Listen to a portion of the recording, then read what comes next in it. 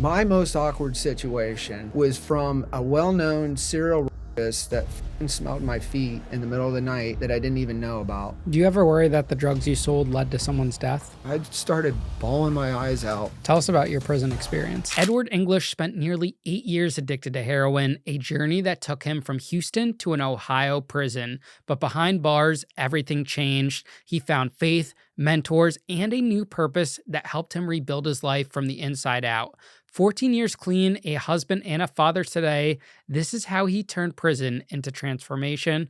Also, everyone, we are having a huge Black Friday sale this coming Friday, the day after Thanksgiving. My whole locked-in store, available at ianbick.com, is 50% off. So you could get a signed figure, which comes with wristbands and bracelets for 50% off. And you can also get a hoodie and hats for 50% off. Go check it out.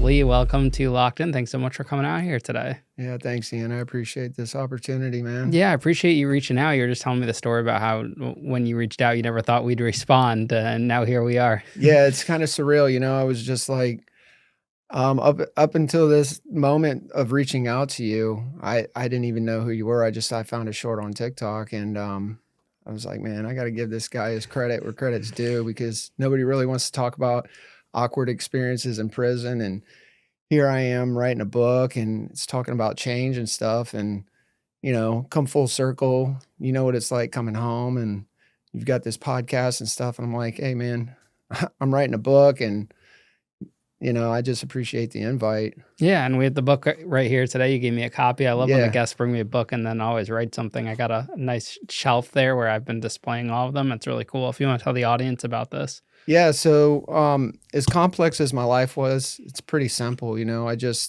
wanted to document my journey.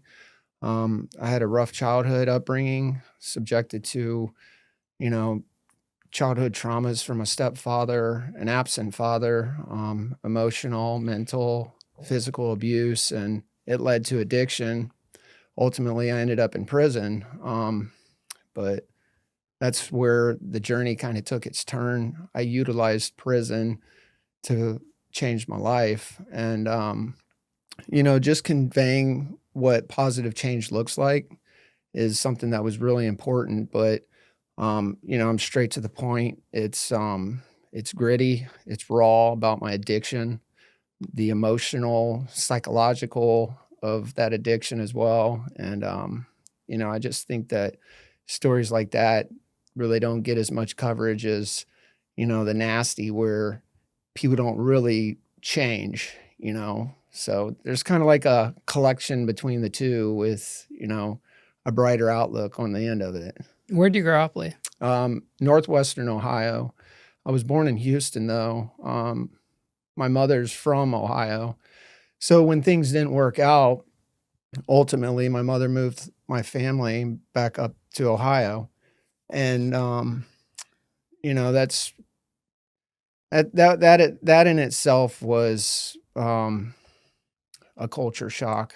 I was used to Houston and the hustle and bustle, and getting moved up this way, and it's cornfields, and it was definitely a change. But you know, when I talk about my childhood with the abuse from my stepfather, my mother as a single parent, when she did move up this way to get away from all that, you know, you're raised with the trusting and understanding that the doctors are there for you, trust the police and trust the banks and things like that. So as a child, I didn't really know how to articulate what was going on in my life, the anguish, the emotional distraught feelings and stuff. So there were behavioral issues on my end.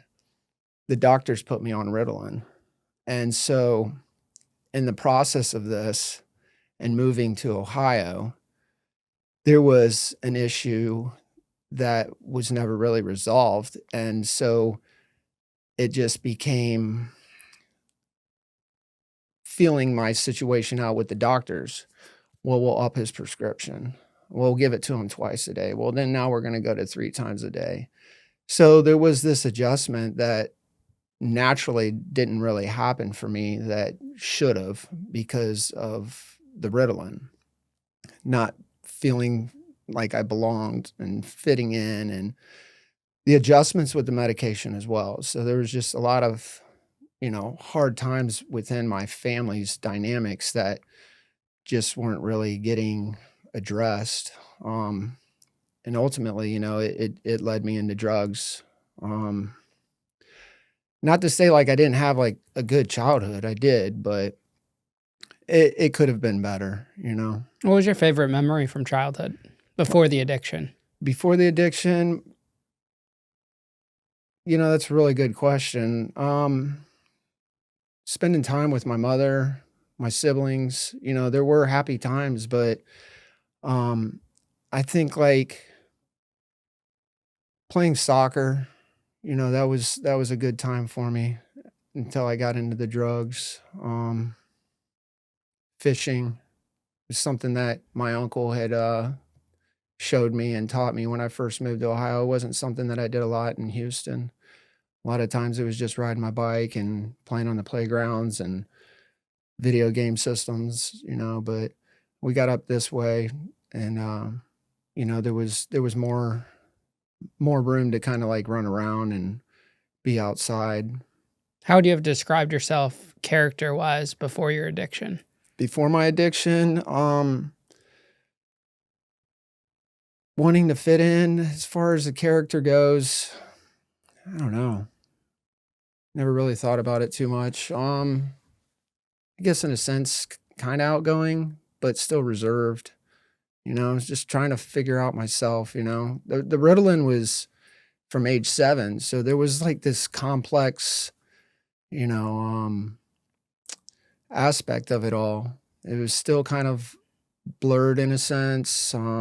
Really hard to put my finger on. I just never really felt comfortable in my own skin, and I kind of gravitated towards more of the alternative group of kids growing up versus the football players or the baseball or basketball group. Were your siblings on Ritalin too? No, nope, they weren't. um my brother did fairly well growing up. He ultimately ended up in addiction as well, but he was really good at baseball. He was more of a social, outgoing kid than I was. My sister, she was more in tune to the adjustment as well because we're 4 years apart each, so me being the oldest. So my sister was like right there with me when we had this major change and moved from Texas to Ohio. My sister's dad was the one that, um, she remembered a lot of the abuse in the house. She remembered that, and um, yeah, it was just hard, man. Did your stepdad treat them the way he treated you? Well, my brother was just a baby at the time for the most part, so he didn't really remember my father at all. And no, to be blunt, no. My sister, she didn't get that. It was me and my mother that got the blunt force end of that. Why do you think your mom didn't leave him? Well, it wasn't that she didn't want to. It's, how do you get away from something like that, especially after multiple incidents and, the returning. I think that was the biggest thing for my mother was him constantly returning or the hope of wanting that change. Um, my father, he had mental health issues as well with addiction, and she left him when I was 3. And so a year or so later, she met my stepfather, and what seemed to have been well at first turned into a whole nother, you know, beast of its own. Did you hold resentment against your mom for not leaving your stepdad? Um, early on, I would say, yeah, immature adolescent and just not understanding how things work. There was resentment. Yeah, absolutely. And your actual dad, your real dad, did you ever ask about him? I did.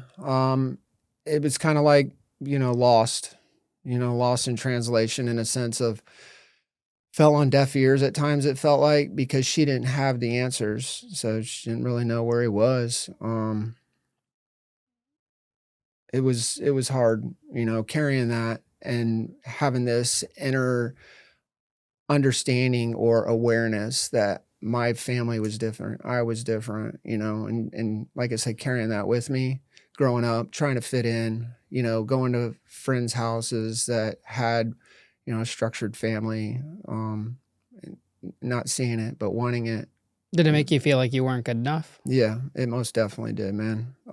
Some of those feelings and, tied back to what I think led me into falling into drugs. I was 15 years old when I first got into drugs. Started out with pot, alcohol. I felt like there was a sense of belonging through the socialization aspect of that. And, as I got older, got into high school, um, it was it was something that just kind of like grew into more, and led into acid and cocaine. And now it's not like I was waking up and going to class doing a line of coke in my car before class or whatever, but weekend situations or summers and partying. It kind of manifested into something bigger. And at the time when you're young, you feel like there's more control on what you're doing and the decisions you're making, but over time there's like this compounding factor that it just continues to build up. And so ultimately, in my 20s is when I got into heroin. When I got out of prison, one of the first things I did was adopt my dog Boone from the Dawes Animal Welfare Society. And honestly, that moment changed my life. He was my reminder that second chances are real. Then, just over a month ago, I brought home Bella, our new studio pup, also from Dawes, and she's been nothing but love, energy, and personality ever since. Dawes gave both of them a chance, and right now they're giving all of us a chance to help more animals just like them. From now until December 15th, a foundation is matching every single donation, dollar for dollar, up to $15,000. That means whatever you give instantly doubles. Twice the food, twice the medical care, twice the second chances. And it gets even better. If you sign up to be a monthly donor, that same foundation will give Dawes an extra $100 for every new monthly supporter, up to $5,000 total. That means your $20 a month could unlock another $100 gift for the shelter. So if you've ever thought about giving back, this is the moment. This is your opportunity. Whether it's a one-time donation or a small monthly commitment, you're helping save lives. You're helping the next Bella or Boone find their home. Go to dawes.org or hit the link in the description of this episode to donate. Let's give these animals the second chances they deserve, because sometimes saving them ends up saving us too. Did you graduate high school? I did. I graduated high school. I was actually in the top half of my class. Even with the drug use? Even with the drug use. Yep. Perfect attendance, on a roll. I got into soccer at a pretty early age. My school didn't have a soccer team, so I was traveling to the next town over, which is about 15 minutes out. So I'm playing for a different school. I had my varsity letter my freshman year, but it's like, could you imagine having a neighboring school's varsity letter on your Letterman coat? It just, so it wasn't something that I actually sported. And so we were undefeated my freshman year, and then in my sophomore year I played, but it kind of fell off. All the guys started getting into football and stuff, so it ended up dead in the water. I was in marching band. I was in concert band. I played the trumpet. So I tried to find where I could fit in, kind of, if that makes sense, right? But where I wanted to fit in, it never clicked. It wasn't as organic in a sense. Like I felt like I had to apply myself to try and fit in versus just being accepted for who I am, So you leave high school, where do you go? Left high school, and right after high school, I ended up working at Cedar Point. One of the guys that I got close with and became a good friend with, he had the bright idea, hey, let's go work at Cedar Point. And so never leaving a small town, other than like Houston as a kid. I'm like, yeah, I want to get out of this town. So we went to Cedar Point. We worked at Hotel Breakers, and it was a giant party. Had a blast. What is Cedar Point? Is that like a resort? Yeah. So Cedar Point's a resort, roller coaster, theme park. It's like a Six Flags in a sense, but Cedar Point is one of the largest roller coaster amusement parks in the world, and people come from all over. There's a lot of individuals that'll come over on working passports, so you get this diverse culture of people from all over the world. A lot of individuals from Europe, from different countries within Europe, and they'll stay for a work pass, and they're trying to do the same thing, make it, come to America, get the American dream kind of aspect. But, there's an underbelly to that, and it's wild, constantly out at the bars, constantly socializing. And so from high school, Cedar Point, nothing stopped when it came to me and using and partying. What did your mom want for you, for your future and your career? That's a good question. I think for the most part, she wanted the same thing as every parent wants for their child. It's go to college, get a degree, find yourself, be successful. For me, I didn't know what I wanted to do. She was pretty insistent. I consider looking into education. I did it for a while. It wasn't for me. I didn't want to be in education, which leads into the next portion of like finding myself, right? It's like, well, if this isn't it, what do I do? Well, my buddy that invited me to Cedar Point, he had already had it figured out. He's like, I'm going to Pittsburgh. I'm going to go to culinary. And he had his whole game plan out there. I stayed back for another year. I went back to Cedar Point, and it was just as crazy. More acid, more coke, more alcohol, more weed. I turned 21 up there. So my goal in life at the time, it's like I had none. I just wanted to be 21. I wanted to buy my first keg, and I did. As soon as I hit 21, called some buddies up from college, and threw a huge keg party, and I'm living the dream in my eyes. I had no structure. I had no vision. I was just living in the moment, and it's where I felt I fit in the most. It's where I felt like I belonged. It was that social acceptance factor that it was the facade that was given because of my drug use and my substance abuse at the time. And so yeah, I stayed back. I went back to Cedar Point. I mean, my 21st birthday, I didn't write about this situation in my book, but did a couple lines of coke, ran out into the park, went on the Magnum at the time, or no, the Millennium Force. Millennium Force is like 200 feet or something crazy height. And I mean, it's just a massive drop off. So we do this coke, we run into the line, happenstance, we end up in the very front seats, and it's like instant heart attack for anybody, if you can imagine doing coke and adrenaline off the roller coasters. But that was like the epitome of my time at Cedar Point for those 2 summers. When that ended, my buddy that his name's Tony in the book, he hits me up. He's like, hey man, things are going good out here in Pittsburgh. You haven't really figured out what you want to do yet. You might want to think about coming out here. We're living in downtown. We're on Fifth Ave. Just come give it a try. See if it is a good fit for you. I thought about it. I looked into the Art Institute of Pittsburgh, and I got accepted. No experience at all. I didn't do any visual, any editing, nothing. But based off my grades, yeah, come on down. It's just the Art Institute ends up getting in trouble later on for false recruitment practice and for-profit kind of practices of bringing in people. So it was a whole scam on my end. I got scammed. But I got a degree out of it by the skin on my teeth. I barely graduated from college because I had no purpose going to this school. And I didn't know the first thing about cables, lighting, nothing. But they're like, yeah, sure, come on in. You know, you got good grades. You'd be a great candidate. So I get there, you know, and Tony takes me in. Tony's selling pot. This is a great fit. You know, I'll stay here with him. I'll sell some weed. I'll go to college. You know, he helped me get a job.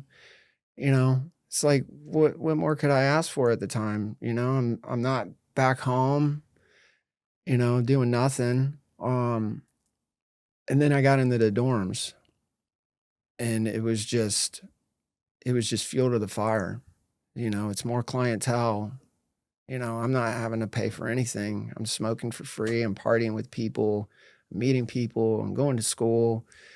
It was fast, you know. And then that's when my whole life changed. You know, the opiates. Tony offered me to come by and party with him at his place, you know, which we often did.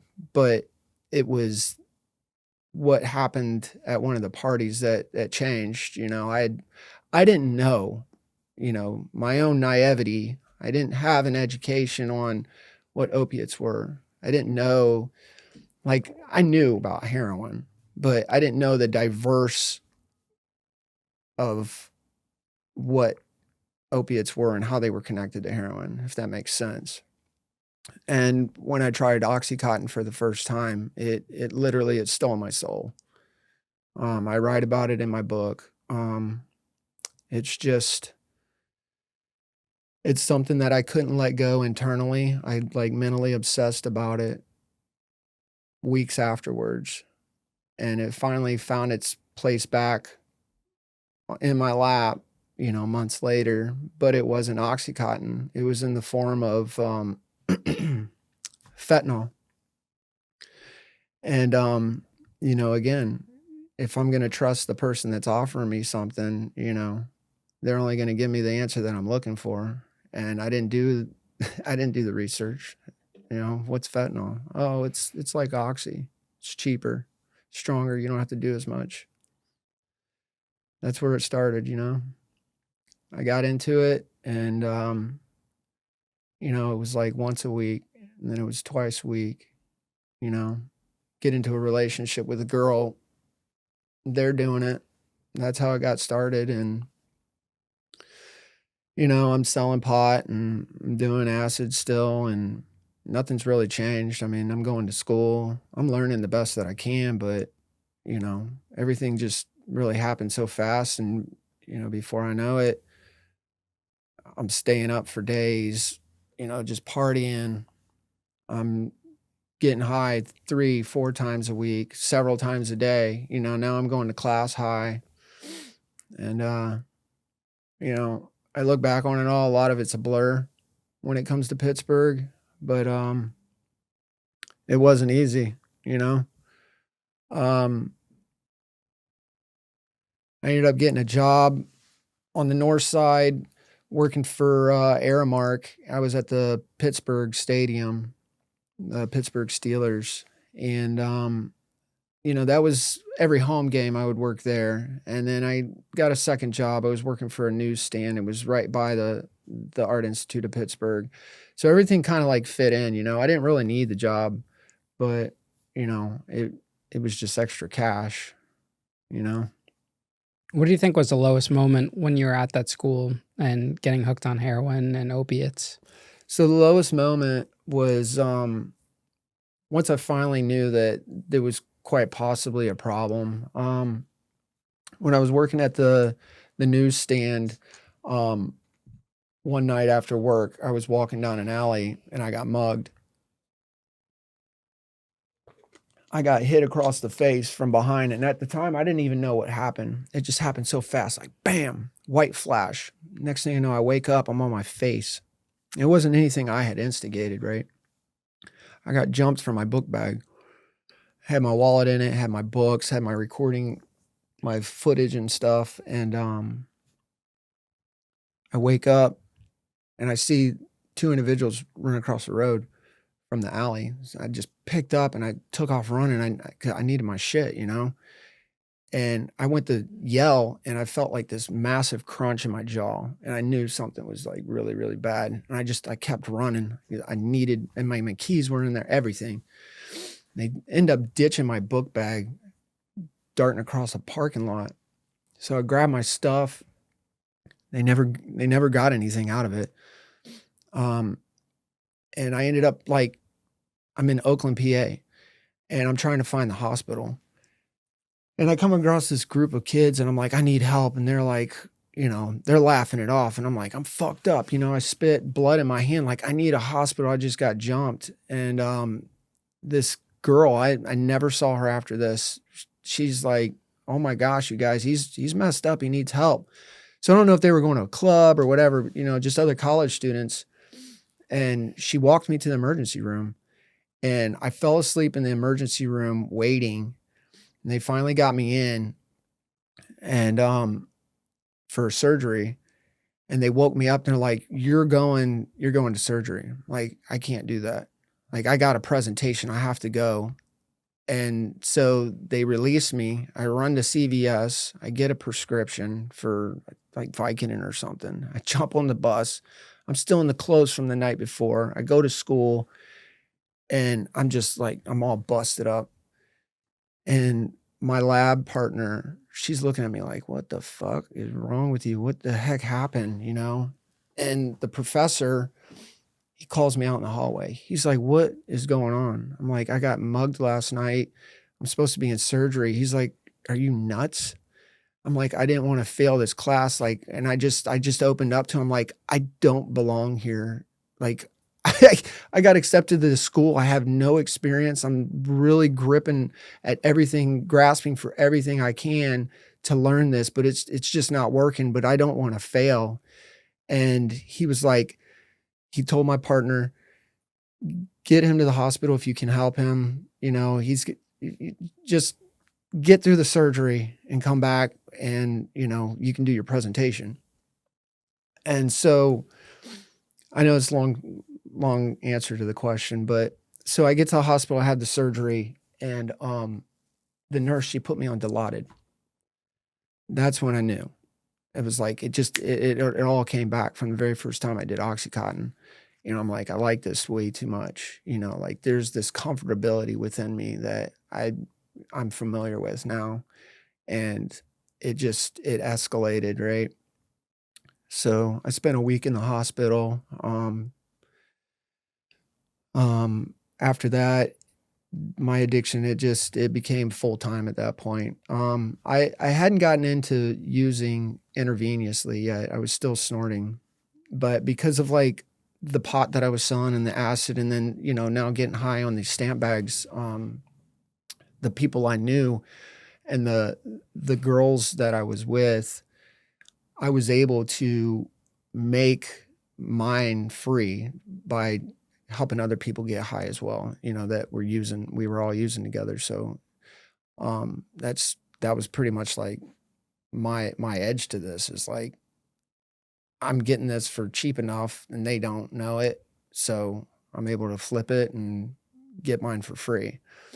But it wasn't until after college that it got real bad, because I moved from Pittsburgh to Cleveland with my girlfriend, stayed with her mother. And next thing, a couple months go by, I'm flat broke.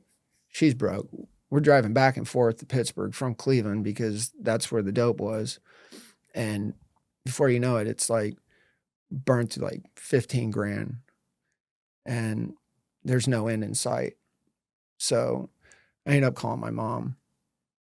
I still don't tell her the truth. I just tell her it's not good. Like, I can't find work. I can't go back to college. We're not working out, me and my girlfriend. And I need you to come get me. So she comes get me. We drive back to Cleveland that same morning that my mom drives up to come get me. So it's a 2-hour drive from my hometown to Cleveland. And it's a 2-hour drive from Cleveland to Pittsburgh. But I knew that my mother wasn't leaving until later on in the morning. So we hurried up. We got up early. We drove to Pittsburgh, buy dope, make it back. within like an hour of my mom getting to Cleveland to pick me up. So it was like one of the last times that I got high with my, girlfriend at the time.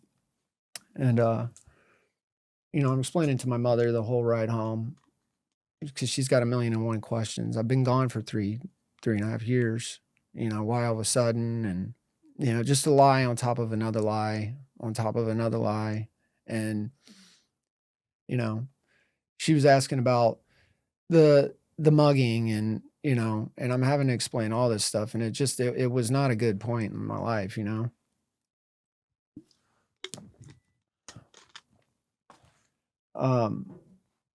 I get home, I go about a year drinking, partying in the clubs.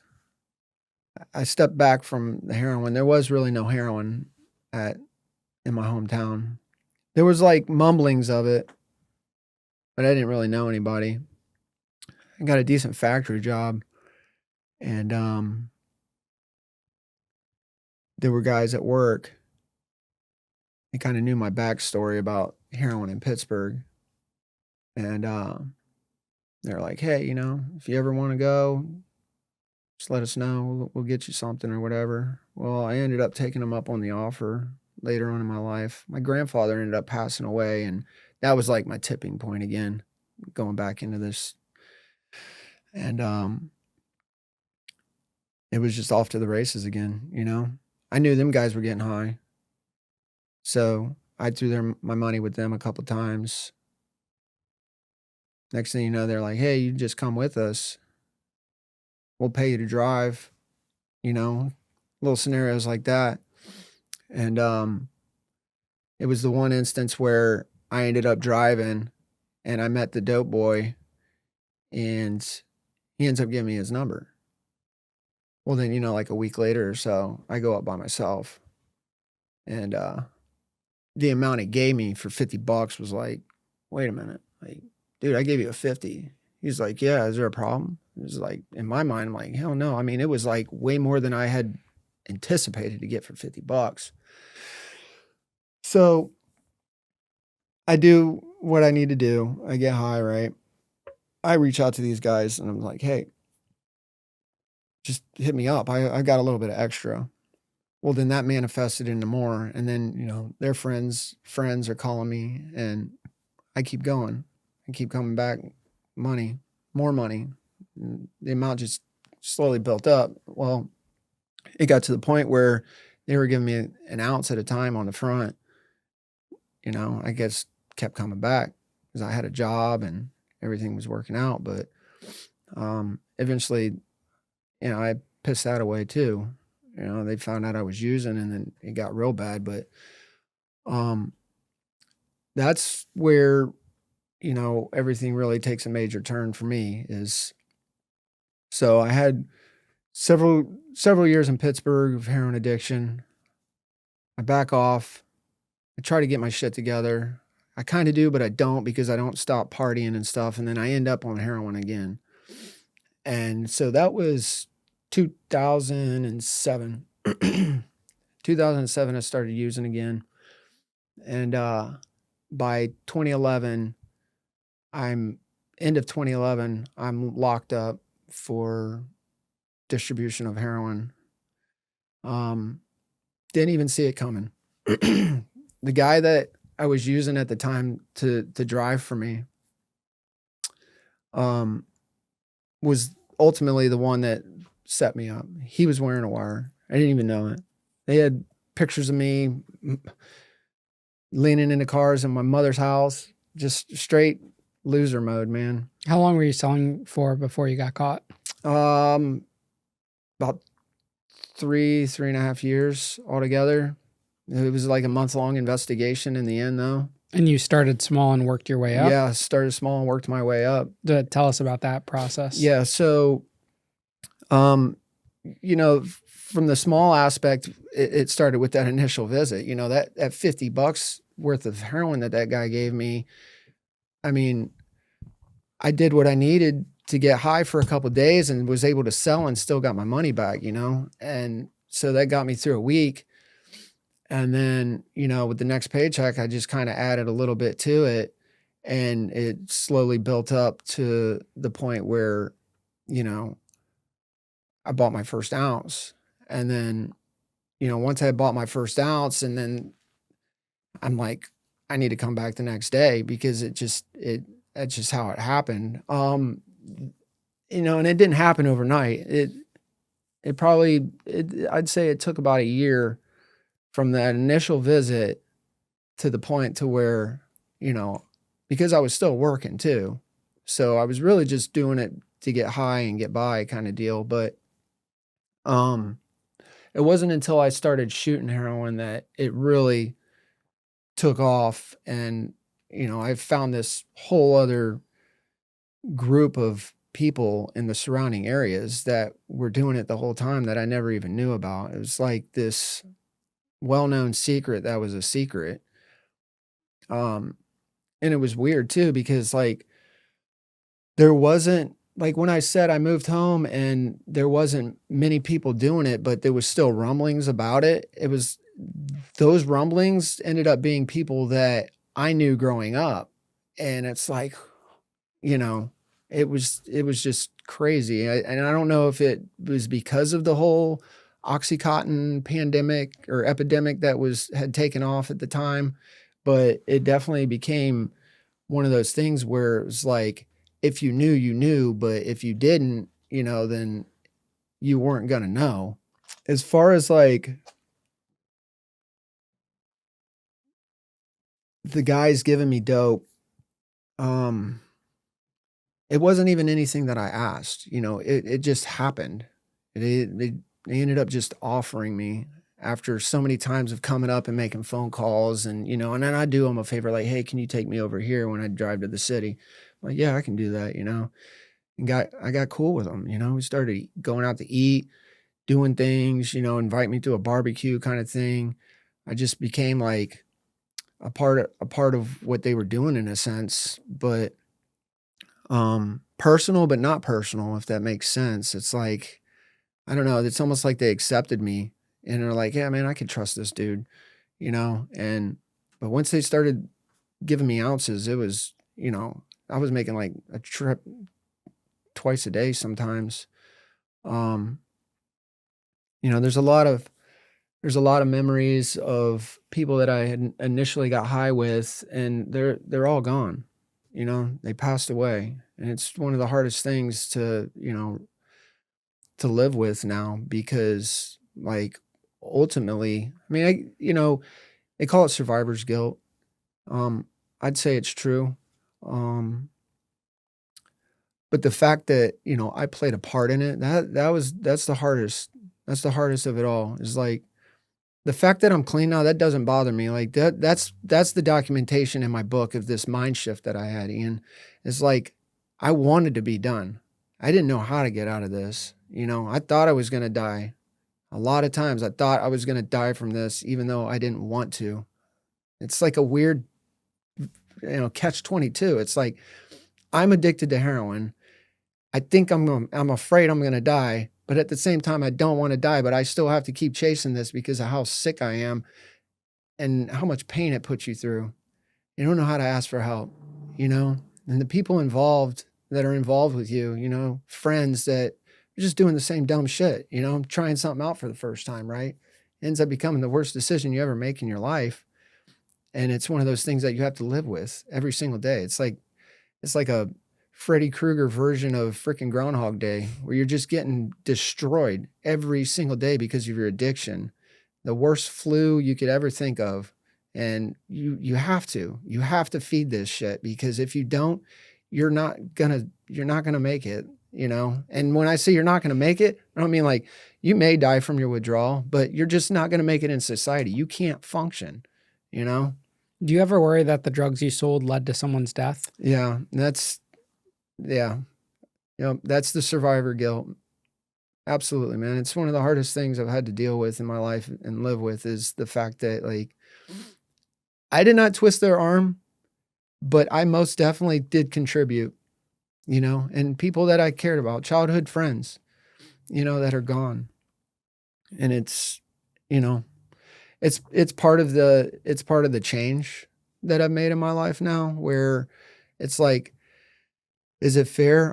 No, it's not fair that they're gone and I'm still here, but I'm not saying that it's, it's not like they would say the same thing. It's not fair that they're here and I'm gone, So it's like, I know for a fact that, like, if they were to change as I have changed, they would be living their life today the same way of not letting my memory fade, right?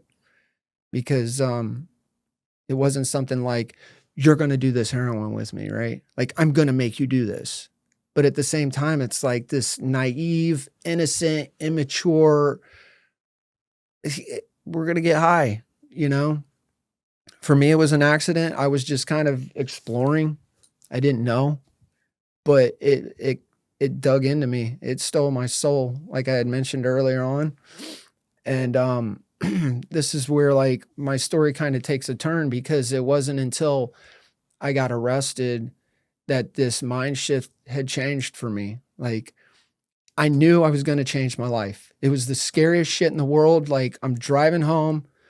I've got close to an ounce of heroin. I just made this drug deal. And we're driving home. I've got all these plans for this weekend. I don't have to, I'm not going to be sick this weekend, and I've got some money, and I've got this dope. And next thing you know, out of nowhere, freaking car just comes straight out of the left lane. Like, I'm thinking we're getting in a car wreck. I put my foot on the dashboard, and the driver that set me up, he just straight rips the car to the right and pulls over. And the DEA jumps out. They're screaming, guns are drawn. I mean, it's straight out of a TV show or something. I mean, but it's real life. And they are freaking screaming, yelling, pissed off, get out of the car. And I lock the door and I panic. I'm like trying to hide the shit, but there's nowhere to hide it. I've got a newspaper, I've got scales, I've got a needle, I've got dope on me. The kid's got dope. And all he's saying is, I'm sorry, man. I'm so sorry. They said they were going to take my kid. And I'm like, freaking out, like, you have no fucking idea what you just did, dude. They're going to fucking burn your house down, dude. They're going to kill you. I swear to God, you have no idea. You know what I mean? Like, I'm full panic mode. And all of a sudden, it's like everything had just went quiet. And so I got to back up a minute, because there's more to this. So at my absolute bottom, my brother had his second daughter, and I'm going through full withdrawal at this point. Like, I couldn't find dope at the time. There was this drought, and my brother had his daughter. They invite me to the hospital to see her. I go there. They're like, do you want to hold her? And I'm like, no, I don't want to touch her. Like, I felt like I was going to get her sick because of, being sick. And I didn't have any money, My brother just had a daughter, and I asked him for $50. Like, hey, can you float me $50 kind of situation, right? I get home, I still can't get a hold of the dope boy. It's, been going for a couple days where there's just no dope, and it's bad. And I finally, I really hit my rock bottom of being done with this shit. And I'm flipping through the channels. And at this point, all I can do is lay into bed, literally crawl to the bathroom, run the hot water, and at the same time, crap my brains out from going through detox. Cause like I said, it's worse than the flu. Physical agony, body's screaming. It's just your joints, your bones, everything hurts. And so I'm laying there in bed, and Joel Osteen comes on TV. And there's this prayer forgiveness moment where he's, pray with us, kind of situation. And I start praying. I'd never prayed so hard in my life, man. And like white knuckles, praying, crying. And I told God everything. Like, I'm 30 years old. I'm at my mom's house. I don't have a car. I don't have a job. I'm addicted to heroin. No one trusts me. And I can't do this anymore. I don't want to do it anymore, And I started crying. I started bawling my eyes out, asking for God to help me. And I kid you not, like that, for a split second, I didn't feel anything, man. I was not like, it felt good to cry. 10 minutes later goes by, fucking phone call. And I'm right off to the races again. Right back to getting high. That was in August 2011. A month later, we get to the DEA situation. And so here we are. I'm pulled over. I lock the car, right? They're screaming. Everything goes quiet, dude. Like you can't make this shit up. Everything goes quiet, and all I can hear is this inner voice. You did this to yourself, son. I got plans for you, and it's not going to be easy, but you did this to yourself. I look over at the driver, and I'm like, you saved my life. And it was like he'd seen a ghost, dude. Like neck break. Like, the hell did you just say? I'm going to change my life. I knew it right then and there. I knew it. And I unlocked the door. They ripped me out, foot on my neck, knee in my back, and I'm like, I'm not resisting kind of situation. Like, they ripped me up. One of the arresting officers was in my senior class. He was like on the wrestling team. And the look on his face was like, holy shit, Lee? And I'm like, it's bad, man. Like, I've been sick for a long time. I'm going to change my life, And nobody wants to hear that shit. They've probably heard that a million times. I'm going to change my life, The fear of God in you. I'm going to change my life, right? It's like being punished. Like, I'll never do that again, And then you find a different version or a different way to do it. It's the same. It's the same bull crap, but it's just a different version of it, right? Well, I get to county jail. They put me on medical observation for like medical detox. They kept me up front for a week. And I'm like, it felt like 3 days.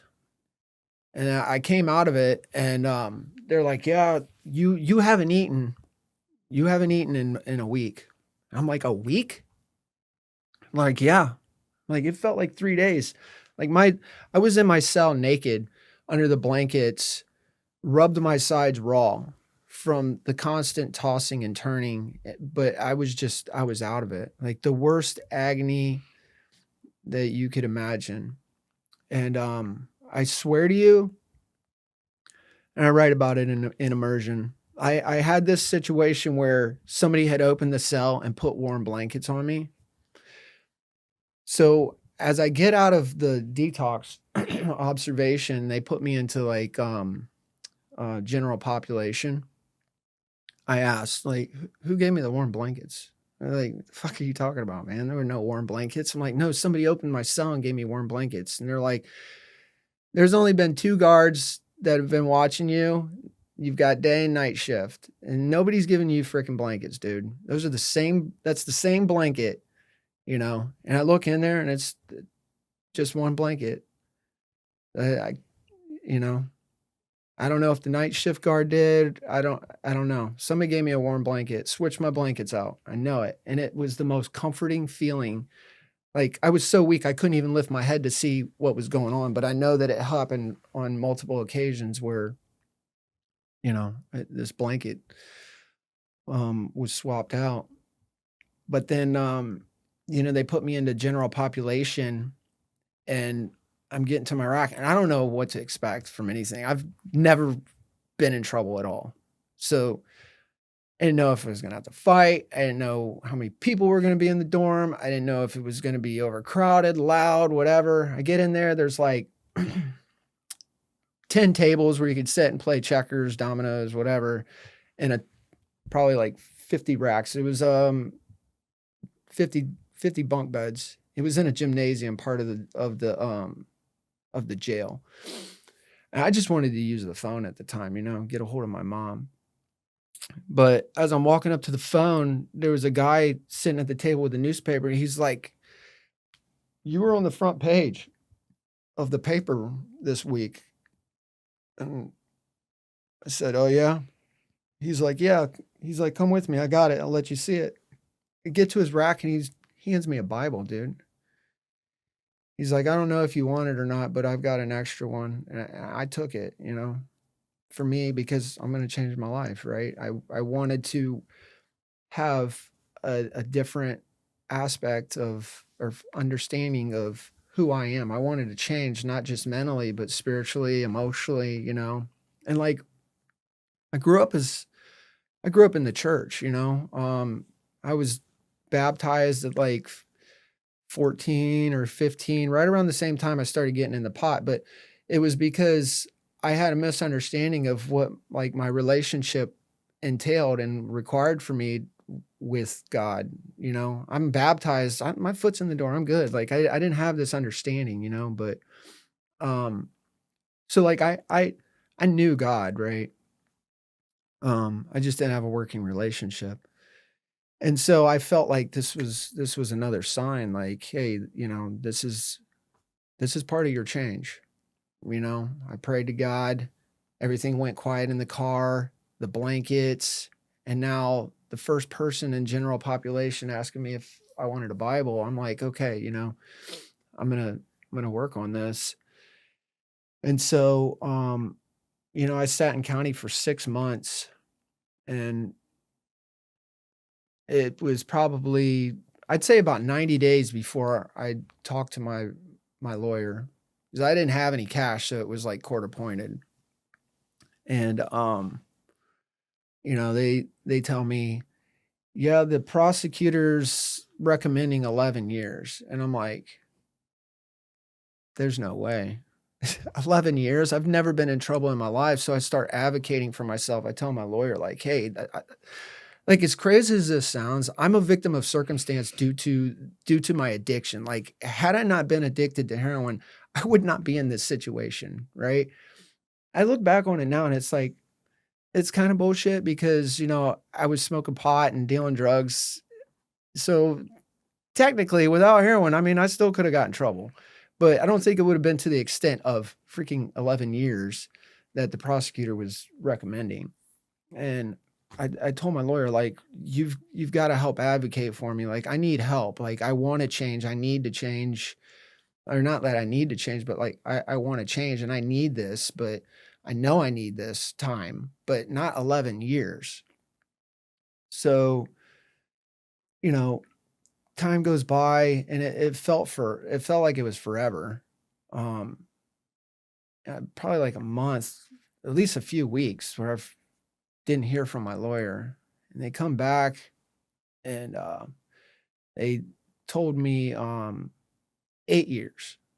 And I'm like, my lawyer's name's John. I said, John, dude, there's no way.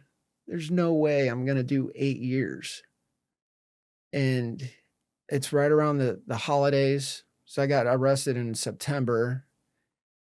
So, you know, there's that delay factor too when you're going through the holiday process. It finally comes back. I think it was like after Thanksgiving. Yeah, it was in between Thanksgiving and Christmas. He comes back and they're like, it's final offer, 7 years, 11 months, mandatory 3, with a possibility for judicial based on good behavior. Well, in the state of Ohio, I missed doing all 7 years, 11 months by 1 month based on the mandatory time that they gave me in non-mandatory, because had it been ran at 5 years, I would have had to do the 5 on top of the 3. But it ended up being 3 years mandatory with 4 years, 11 months. And so I was like, all right, I can do this. And the rationalizing that I did in my head was like, this is great. I knew I was going to prison. I know I'm going to change my life.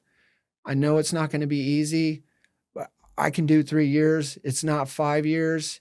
I'll be 34, you know, and I'll be clean. I'll have this, you know, I'll have like almost 4 years, because, you know, you have your process of having to wait to file. And then after you file, there's a waiting period. So by the time I get home, I'll have close to 4 years. So in my head, I'm like, it's like a bargaining chip for me. Like, this is a win-win on both ends, because I don't think I'm going to get a better deal than this. you know. So I I took the time, right? It comes time for the judge, and it was the hardest thing I'd ever done at the time, listening to that and my mother in the background crying and just knowing the pain that I put on my family, and my family's there to support me, but I think they're really there to support her because she needed it the most, I felt at the time. It's just because it hadn't been easy, you know? Like, she leaves my father when I'm the age of 3 because of his freaking psychotic mental health stuff, right? She remarries, ends up marrying someone that's even worse, just completely, not just verbally. Like, my father was verbally abusive, emotionally abusive because he had his mental health substance abuse issues. My stepfather was physically on top of all those other things. So trying to escape that was worse.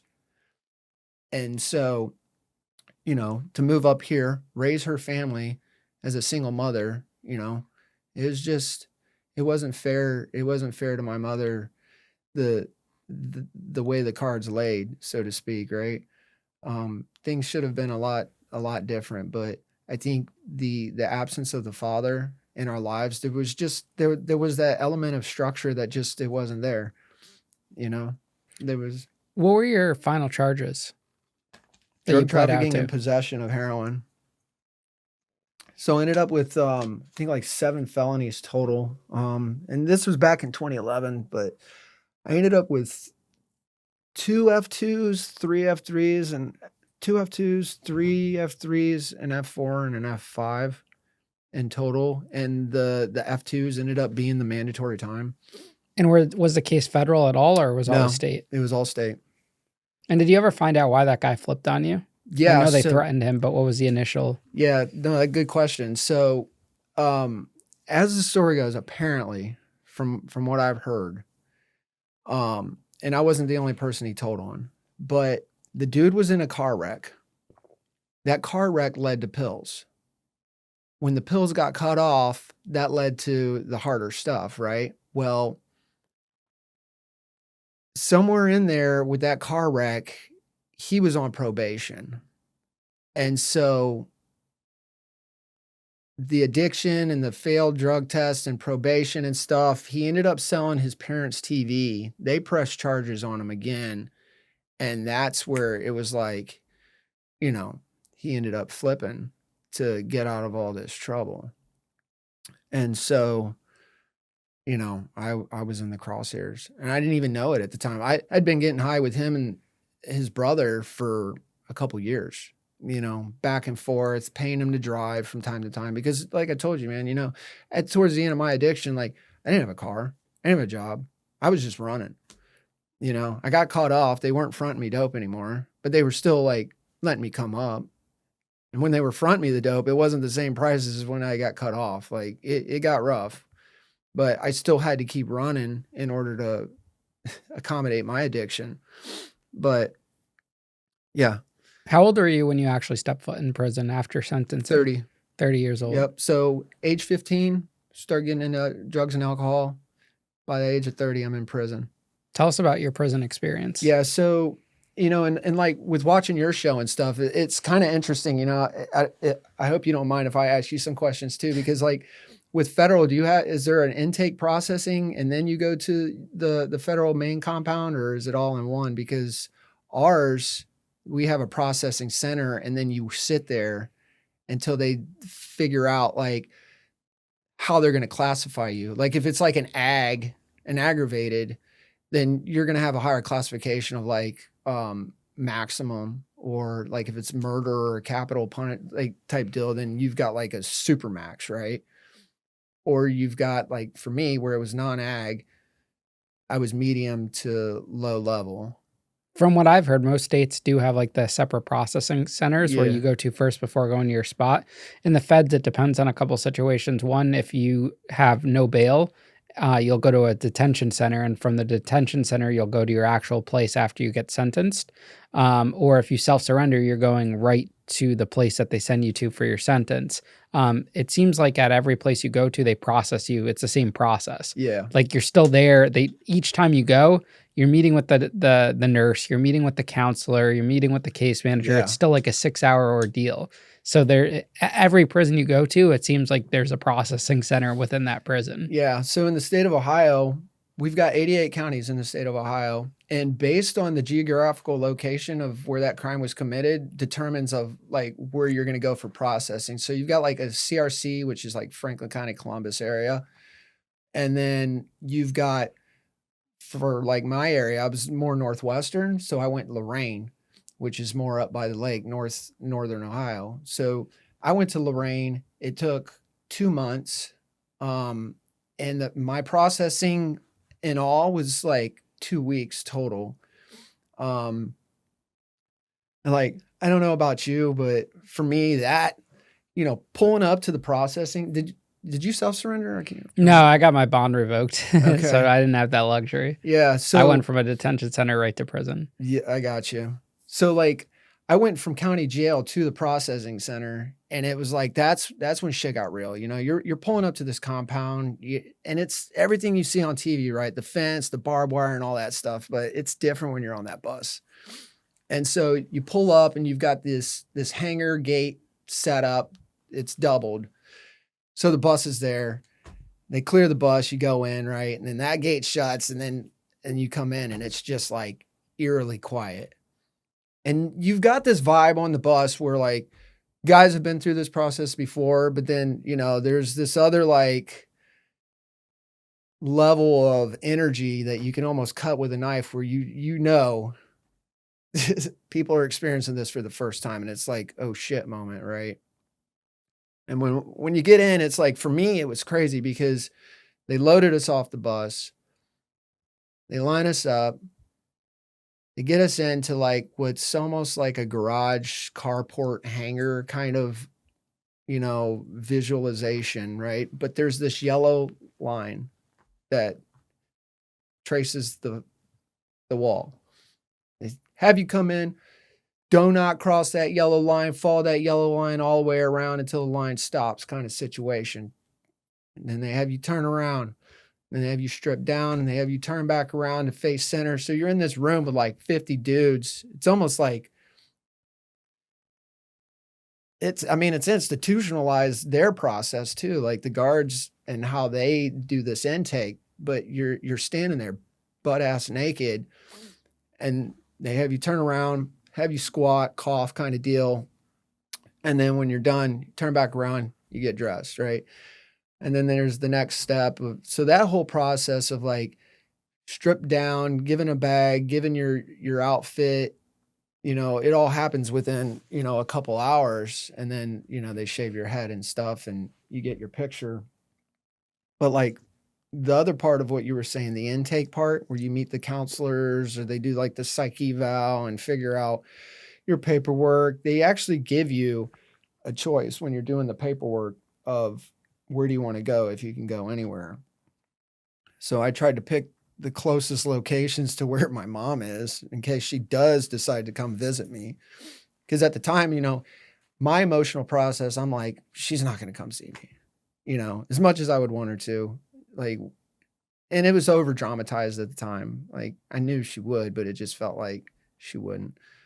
Even though she came and visited me during county jail and all that stuff, but like Lorain is pretty far away. So, I get to the counselor part, and did they ever ask you if you wanted to be an organ donor?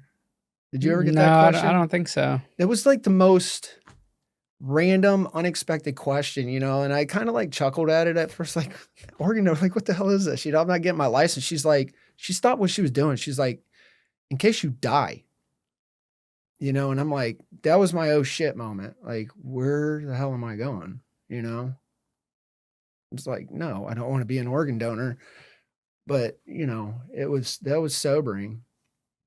Lorraine was nasty. It was a foul experience for me. Like, so it's a huge range, and then you've got these different buildings, and like on your one show or interview that I watched, it was the Vice Lord, and he was talking how they describe things like cars and stuff, right? That was new to me. I'd never heard that term because they're like units, but it just wasn't, you know. So I get to my holding cell or my unit, and it's just, it's disgusting, dude. It's a freaking dungeon. It's in February. It's up by the lake, you know, snow. It's coming through the cracks in these windows. We've mush faked toilet paper and kind of used it as like caulking to fill the cracks on the windows.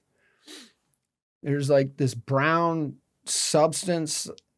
I was hoping it's pudding or something, but I don't think it was pudding, dude. Like, I mean, it was very nasty and disturbing and decrepit, and you could see the mental health breakdowns in this room, dude. I mean, bitch written as big as you can get it across the ceiling, and the F word, and you know, people writing their gang click stuff on the walls, and people writing with the etching the calendar, and people writing prayers and scriptures on the wall. It's just, it was sad. It was sad to be in there.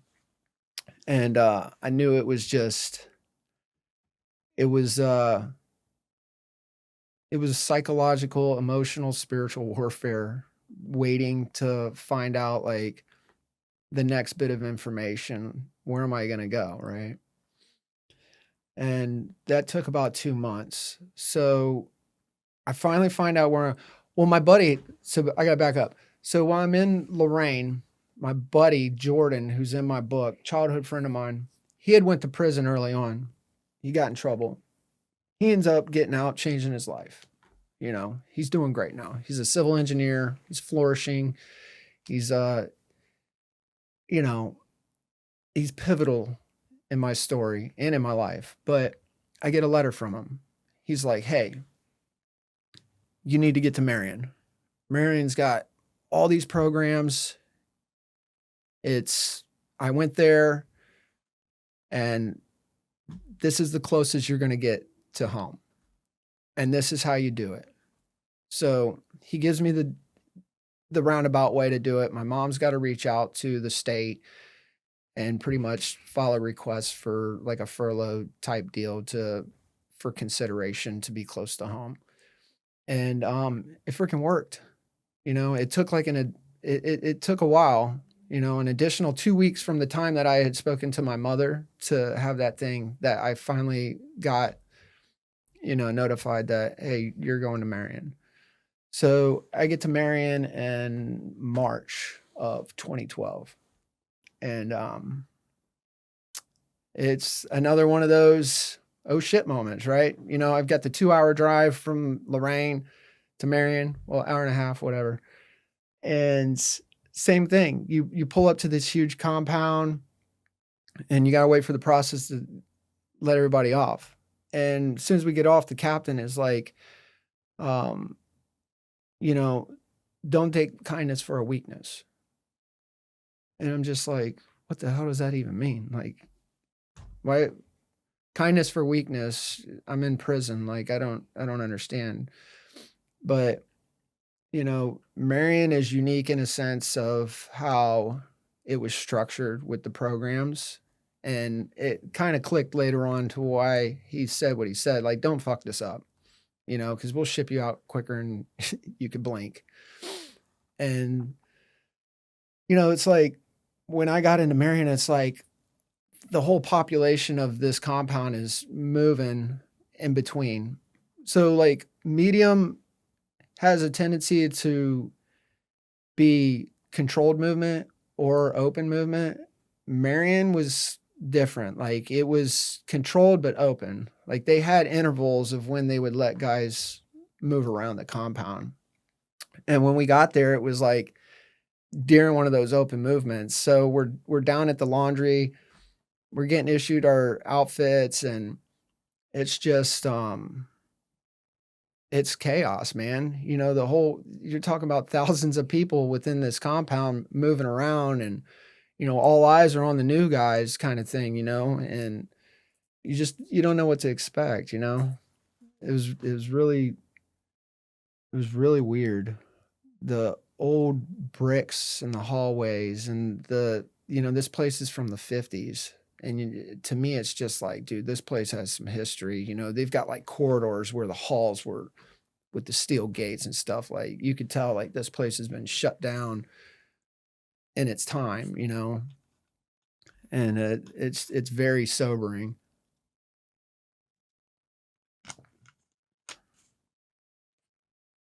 So they put me in a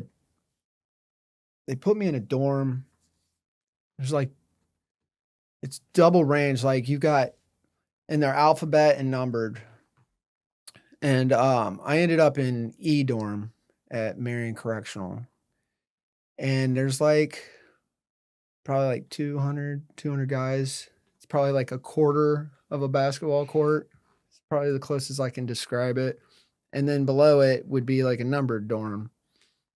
But they're not connected, you know what I mean? They're their own units, if that makes sense. And that's how it was. And then they had sections in this range where it was like lifers dorms. And that was where they were individual cells within that dorm. But yeah, I didn't have a cell. Did you have a cell? So I was in the detention centers. I was in cells. Then at the low security, it's like rooms, like 12-man rooms. Yeah. And then there was 4-man cubicles at the camp. And then some spots it was just open dorms. I got you.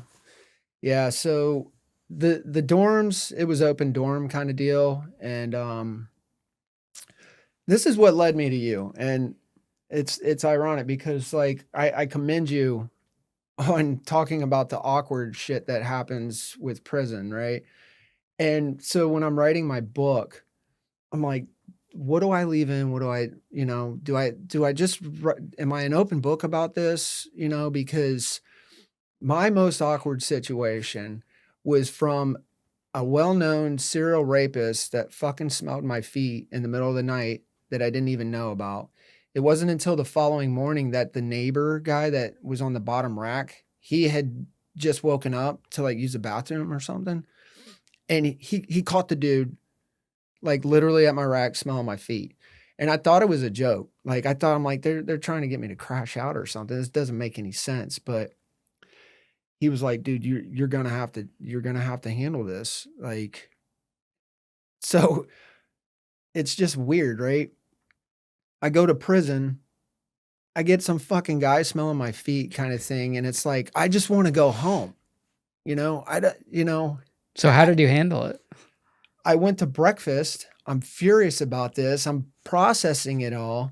And I'm like, I don't know if it's real. Like, what do I do? Like, you can't just confront somebody, right? I mean, you can if that's the type of individual you are, which there's plenty of them that just don't have any tolerance for bullshit and they just crash out.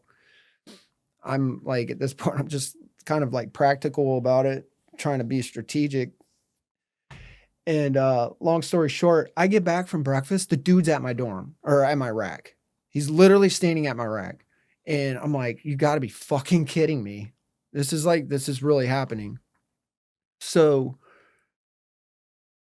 like, here we go. You know, I'm going into my dorm, get to my rack, and he's like, hey, young blood, kind of, you know, just weird. He had like the Predator Coke beady thick lenses. You know what I mean? Like, you just know if they've got like the sexual predator freaking glasses and that's what they were. And dude was built like Mike Tyson.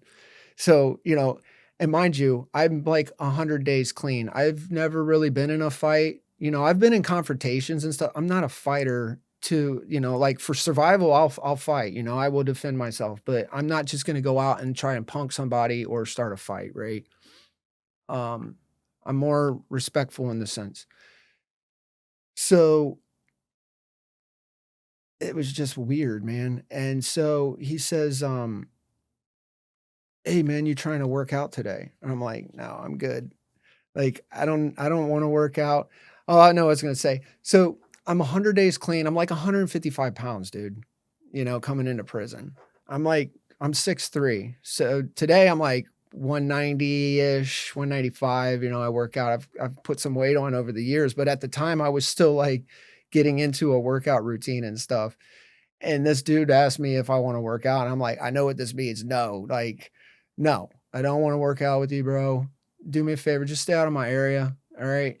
And he just kind of stood there for a second and just stared at me and didn't say anything. And then his whole demeanor changed. He's like, what the fuck did you just say to me? I said, no, I don't want to work out with you. I don't want you in my area.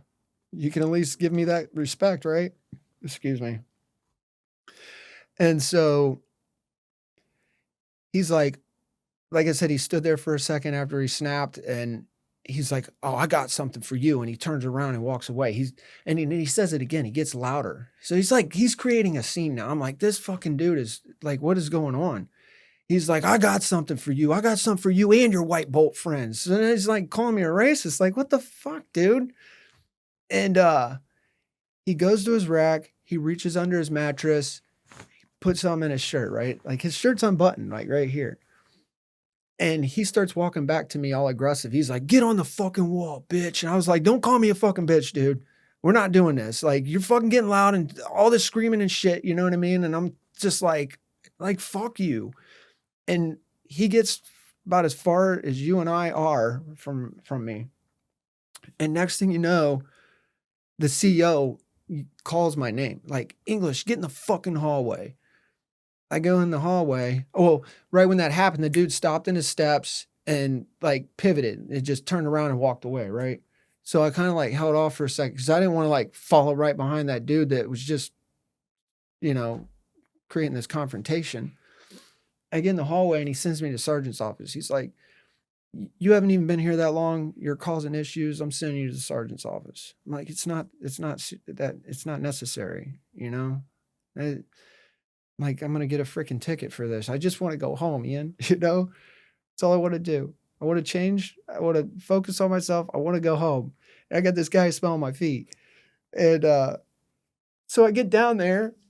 I'm standing there in the hallway. And then like 3 minutes later, the foot smeller comes down. And he's like, hey, man, whatever she says. I'm like, dude, I don't give a shit, man. I'm not saying your name. It was a misunderstanding. I don't give a shit. Just stay away from me. And we're cool, right? She ends up moving me, and I had a porter job. I'm in the hallway, right? And I'm mopping, right? And this was like a couple days later. So I'm mopping right after breakfast. That was my time to mop this section of the hallway.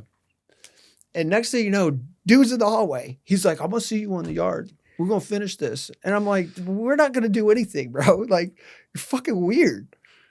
And so I get it in my head because you know how food works, right? It's how people have their hustles, whether it's ironing or stitching or artwork or whatever. I'm like, I'm gonna pay and have this dude's ass beat. I'm like, I'm gonna get the fucking message across. And so my buddy Jordan, who was in prison prior to me, told me about Marion. I ended up being introduced to some of the lifers that helped change Jordan's life, right? Help get him into certain programs. Well, they're lifers, dude. It doesn't matter how much they've changed. They've got a past and they know how to handle this shit, right? So I'm thinking, I'm gonna say something to him. Like, this is my situation. This is what I want to do. Dude told me, he's like, you have to handle this. I'm not taking your food. I'm not doing this. He's like, I'll make sure nothing happens to you. I mean, even if you get your ass beat, that'll be the end of it, but you're going to handle this. You have to handle it or else the problem will handle you. And that's how we deal with our issues in here. You're not going to pay your way kind of thing. Like, and I'm like, that's not the response I thought I was going to get, dude. I thought this was different, but this guy was just, he was changed. Like, in the sense, like, he was going to see it through and allow it to be handled appropriately. And that would be the end of it. And it never got to that. So I get moved to the dorm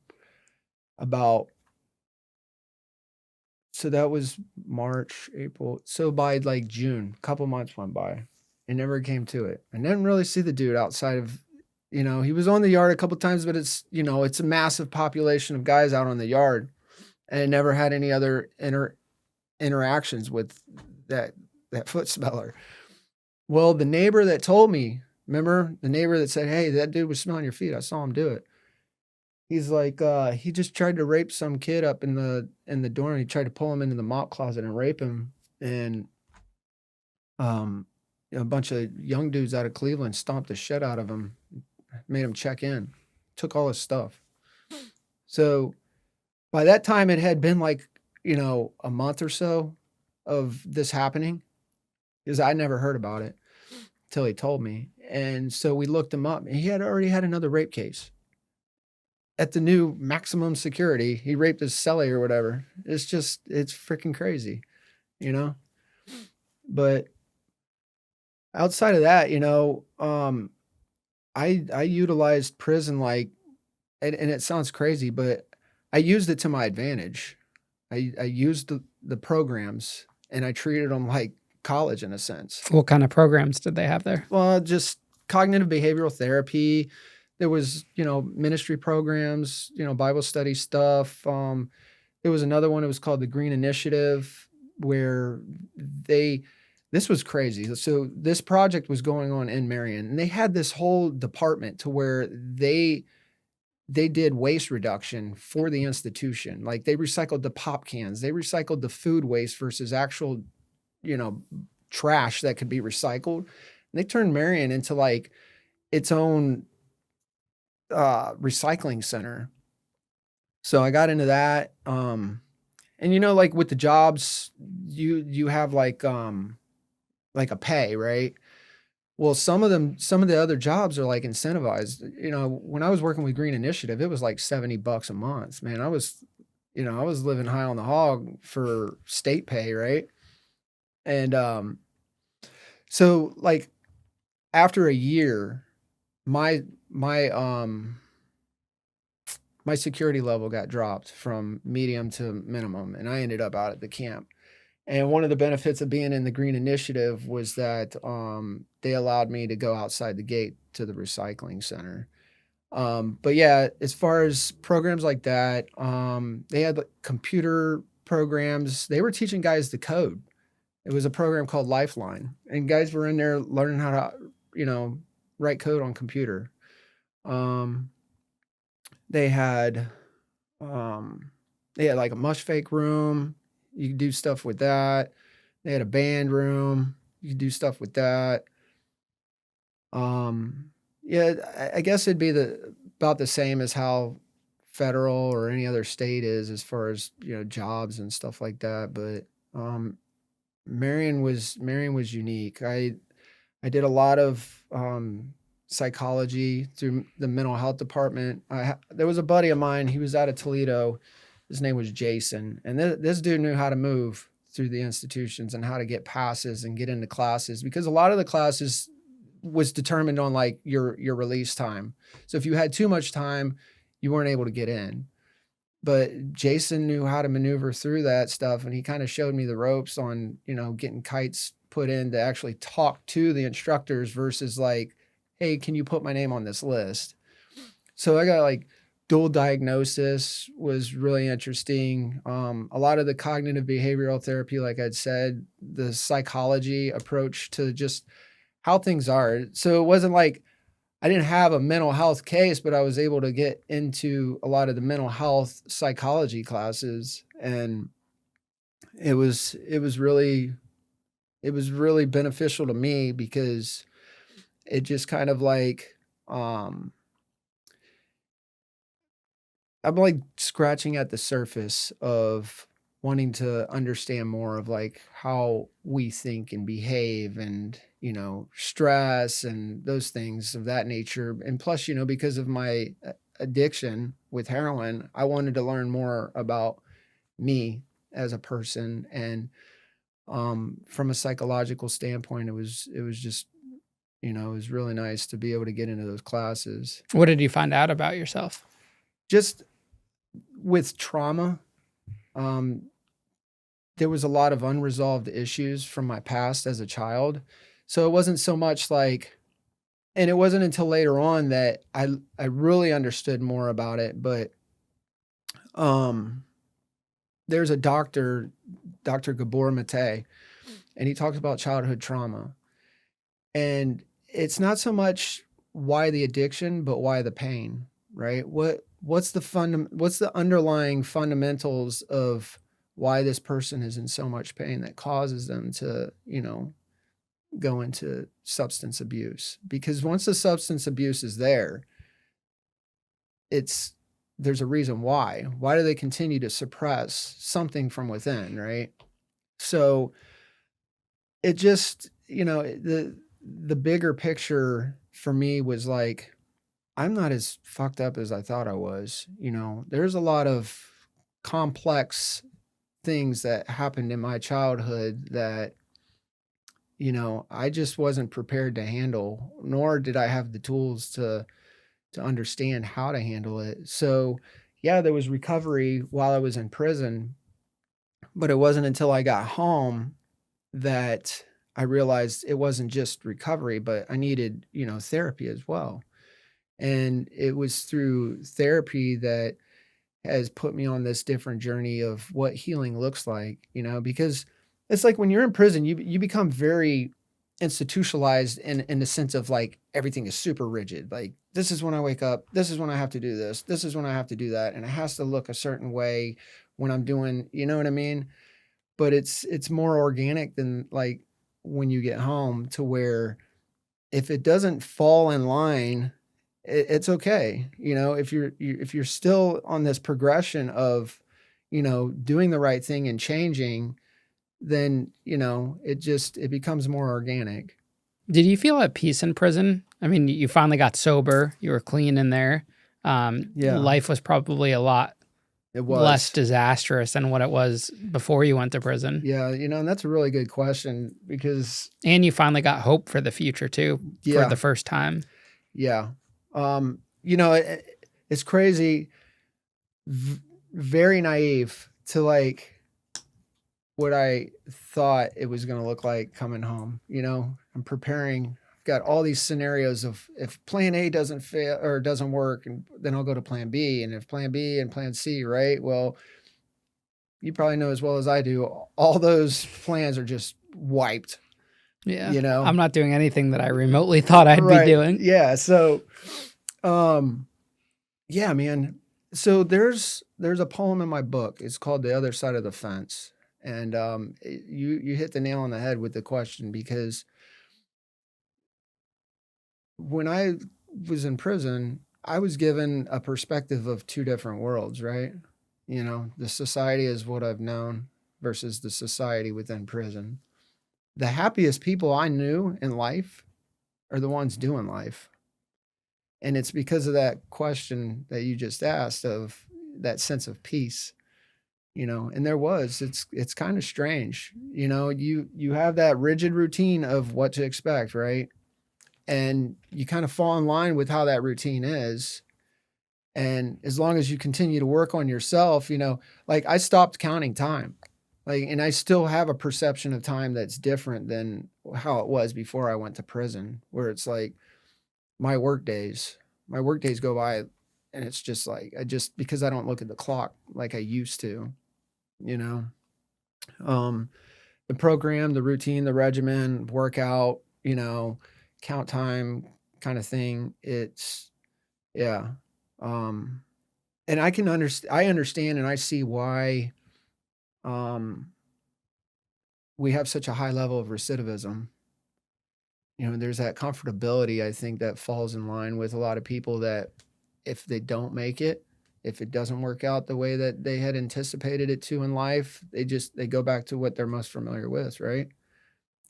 Regardless of the destruction that's left behind when they go back in. I saw it myself. I think I was in prison like 6 months when I saw the first guy that was in my dorm back. I'm like, damn, dude, you just got out. You know, I knew guys that had like 14 numbers, dude, over the span of 22 years. 14 numbers. It's crazy. How much time did you end up doing? Altogether, I did 3.5 in Marion. So basically, because of the wait, I did my mandatory 3, and then there was like the 90-day waiting for the judicial, and then 90 days to bring me back. But then after that, so total 4.5 years, because I had to do like a CBCF. If you ever heard of Mm. correctional based community facility. So Oh, it's so like a halfway house. yeah. I think we call it a RCC, or residential community. Yeah, RCC. Yeah. So ours was a CBCO. So I was only supposed to be there for, a couple months, and it ended up being a little bit longer because they ended up, like, my probation officer forgot to do something at the very end. So I had to stay like an extra 2 weeks. But at that point I was working at Bob Evans, and, it was real food. I was doing like 8 to 10 hour days. I'm like, that's another 2 weeks of just eating real food. Oh, whatever. And at that point I'm changed. I have changed. So it's just like my mind shift that I had told you about early on. I never lost sight of that. I was like constantly when I'm outside on the yard, like I'm looking past the fence. People are like consumed by what's going on the inside. And I'm just thinking like, man, I can't wait. I can't wait till this is over, dude. I can't wait to have a job. I can't wait to have bills. I can't wait to be able to complain about having bills. I can't wait to not have to take a shower with shower shoes and freaking dudes and have to brush my teeth in the morning and smell somebody taking a dump because the food is just, you know what I mean? Like I never lost sight of it, but at the same time it was like, I knew it was going to be a challenge, but I was like, I'm not going home either. I can't go home. My community that I came from, like my small town, it would have been able to provide for me what Columbus has given me. The diversification of second chance employment and the programs. Um, that's another like key important thing too about what Marion provided was the organizations that were there to help prepare you to come home. I utilized one is called Kindway Embark, and it's a prison ministry program, but the way that they're set up is they run classes.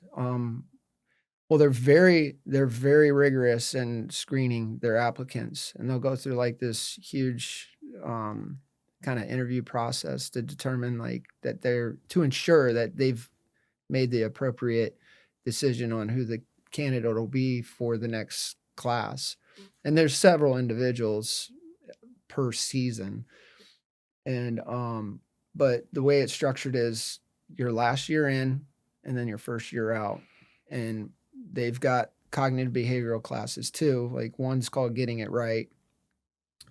And basically, they'll throw scenarios at you, financial situations or, social interactions to kind of like role play. Well, if this happens, what are you going to do kind of thing? Or if you had this money and then you had these bills, they're just kind of breaking you away from being on that rigorous routine, that rigid routine of prison, and start thinking differently about like how things are going to be when you get home.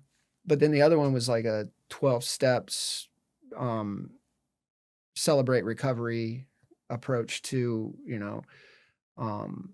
recovery, but through scripture. Because like I said, it's a prison ministry program. But so Kindway Embark, was one that I got linked up with through my buddy Jordan. He told me about it, and I knew that this was going to be an option, a possible option for me to make that shift from my hometown to Columbus, to where I wouldn't have to, I wouldn't have to go to a shelter, because people are like, "Well, how are you going to make it in Columbus?" I'm like, "I don't care. I'm going to a shelter if I have to. I'll ride a bike. I'm going to make it happen."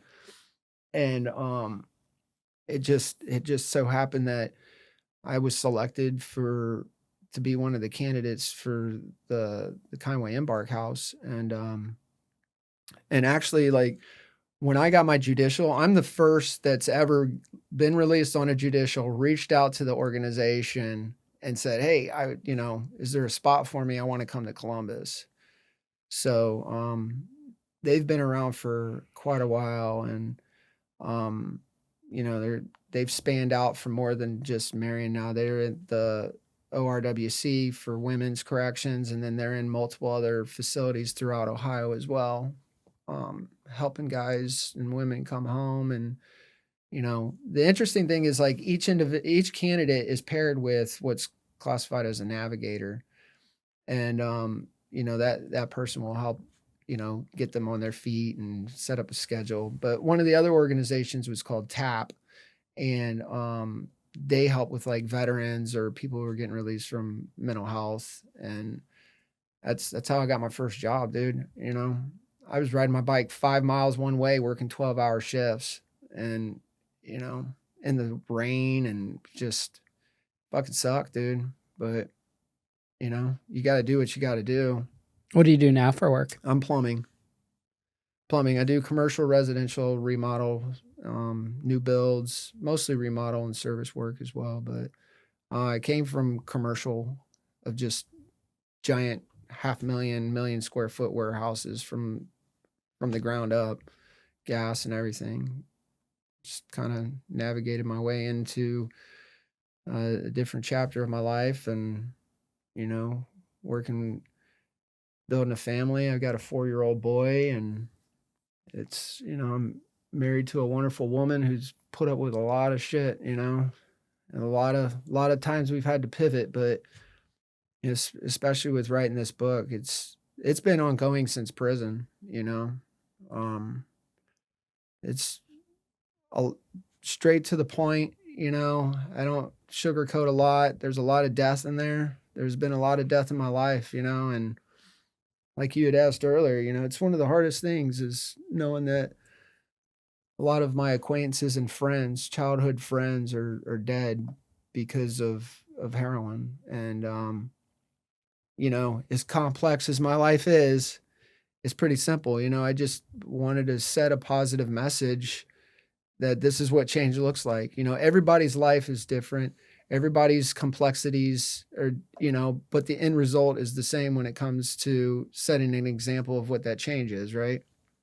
And that's what immersion is. It's like, if you're submerged, you're being held under, it's suppressed, you're, you know, restricted. But to emerge, there's a process, you know, and the process is immersion, and we rise up out of that, right? That's what change is. And for the longest time, it's like, you talk to somebody and you get that glassed over look, like, yeah, they're not hearing you. They've heard it a million times over. They've seen it a million times over.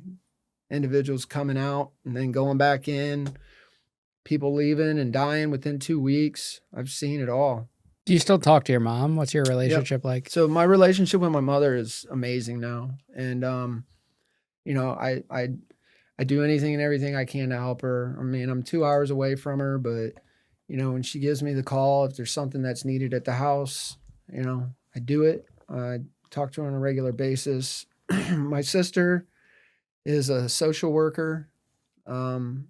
She ended up adopting my brother's two daughters. My brother had a bout with addiction, and you know, he's working his life, and you know, working on his journey of change and what change looks like. But you know, it's just no, man, it's like you look back and it's like my life was a Pink Floyd song, you know. Next thing you know, 10 years passes by, and it's like, what the hell happened? You know, you're in prison. Like, this is going to be it. You're either this is going to be the end of your story, or this is just the beginning. You know what I mean? And now you have a new 10 years to look back on when that time comes. Absolutely. And not have those memories of the prison memories. Right. When you're reflecting on the last 10. Yeah. You know, and there was a guy that had posted something, and he was in the CBCF at the same time I was, but he's just now celebrating, like, I think 2 years or 4 years. But I commented, I'm like, that's amazing. You know, like, he had a relapse, but that doesn't matter, because the fact of the matter is, like, it's today. Right. And he's celebrating these couple years of clean time. But it seems so far in the distance of when that was, but yet when you talk about it or you look back on it, it's like it happened yesterday. And that's how it should be, right? Because we can never forget where we came from. Like, I don't think you'll never forget your number, right? I'll never forget my prison number. It's just one of those things, as much as I want to. There's a lot of people that have changed their lives, that don't want to talk about it, but they'll never forget where they came from. Did you ever have closure with your stepdad? No, nope. Oddly enough, he ended up having a massive heart attack while I was incarcerated. And I remember being on the phone with my mother, and I prayed for her soul, man. I did. It's just the amount of shit he put my family through, man. There's a certain level of bruising that leaves a feeling behind it, and like that coloration, I'll never forget it, dude. Just like the pain I have from the friends that have died, I'll never forget it. It's just one of those things I have to live with, but I'm living my life for them as well. There's wins and there's losses in my life, and I still talk to those friends, like the one main character, his name's Big Country, and dude, he was the type of dude, he would roast you so bad and there was no comeback. You had no comeback to these roasts. All you had was the fact that you had to go along and laugh with it. That's how good this dude was. He just, as much of an asshole as he was, there was a certain level to his character that was just, yeah, man. It just, the laugh. He had one of those contagious laughs, and in the end, I just, I'm doing my part for him, like I know he would for me, if that makes sense. What's the most important lesson you've learned throughout all of these years of your life so far? The most important lesson I learned. I'm still working on it, man. Patience. I'm horrible at it, but I've gotten better at it, especially with a 4-year-old. It's like it makes sense now. The Homer Simpson and the Bart. I mean, I won't do that, but it's like it's you're gonna have kids, man. Be prepared, buddy. It's the most wonderful blessing in the world, and at the same time, it's the most challenging. But I wouldn't change it for anything. That was one of the hardest things too, is having my son Elias, because like as much as my wife and I prepared for us to have him, there's just some things that like if you haven't been around others, you won't know. And like Elias was born, he was jaundice. I didn't know what jaundice was, and they didn't really tell us until he was admitted. So there was that whole like shocking factor of, oh my God, my son has jaundice, because you think like, for me, I come from an addictive background. I think of like liver failure, if somebody's jaundice, but it's different from a newborn. And so I shared that perspective too, but, I guess another answer to your question would be just act of kindness. It goes a long way. It's very impactful. You just, when you ask somebody, how are you doing? They're like, I'm good. Are you really good though? Like, how are you? Because you never know. Like you got somebody standing at a sign at a red light with a sign. I'm not going to give you money, but you have the time to stand here with a sign. You've got time to listen to me till that light turns green, because it doesn't have to be like this. I've been there, right? You know what I mean? Like, envision the best version of you and don't lose sight of it, because you never know when that clock clicks and it's time for you to make that change. That's when it's the most important. Like, you can't lose the best vision of yourself, because if you do, then you're just always going to be lost. But if you have hope, eventually it's going to happen. It's just when you apply it, right? Lee, I appreciate you coming on the show today, man. Thanks, Ian. I appreciate this, man. It's been a joy. Good. I'm glad. Thank you again. Yeah, man.